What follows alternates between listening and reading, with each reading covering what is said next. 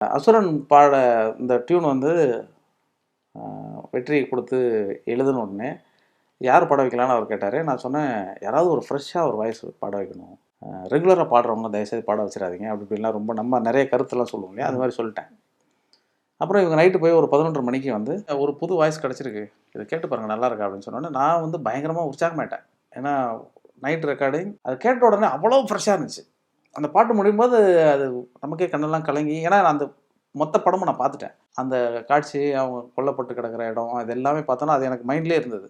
அது இதை அந்த காட்சி மேலே போஸ்ட் பண்ணாங்கன்னா என்ன ஆகுங்கிறது எனக்கு தெரியும். தேட்டரில் வந்து எப்படி இருக்கும், வைப்ரேட் பண்ணும் அப்படிங்கிறது தெரிஞ்சிருச்சு. அதனால் எனக்கு வந்து கண்ணீராக வருது.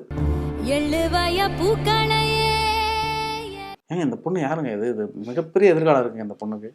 இது பிரமாதம் பாடிருக்கு. இந்த பொண்ணு யார் என்னன்னு சொல்லுங்கள்.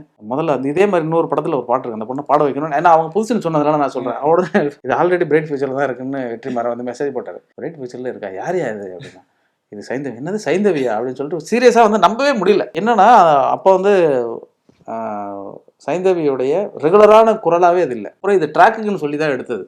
இது இன்னும் எனக்கு தெரிஞ்சு இதுதான் ஃபைனல் வாய்ஸ்ன்னு சொல்லியிருந்தா கூட அது இப்படி பாடிருப்பாங்களான்னு தெரியல. ட்ராக்குங்கிறதுனால ரொம்ப சந்தோஷமாக, அதாவது ரொம்ப உள்வாங்கி இயல்பாக வெளிப்படுத்தின பாட்டு வந்து அதை கேட்டோன்னு ரொம்ப ஆச்சரியமாக இருந்துச்சு. அதனால் சைந்தவி அதுக்கப்புறம் வந்து இப்போ என்ன ஆயிடுச்சுன்னா, சைந்தவி வந்து கண்டிப்பாக ஒரு பாட்டு வந்து ஜிவி படத்தில் ஒன்று பாடணும், யுகபாரதி வந்து அதே மாதிரி ஒன்று எழுதணும்னு சொல்லி அந்த சூரரை போட்டில் வந்து கையிலே ஆகாசம் வந்து சீரியஸாக அதுக்காகவே பண்ணதா அது.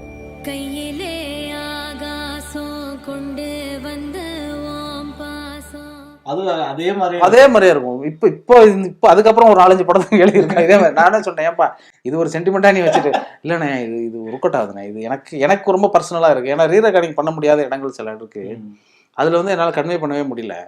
அது வந்து இந்த மாதிரி வார்த்தைகளோட இந்த மாதிரி ஒரு உச்சரிப்பில் இருக்கும்போது நல்லா இருக்குது அப்படின்னு சொல்லி சமீபத்தில் இப்போ அது மாதிரி ஒரு 4-5 பாட்டு எழுதிட்டோம்.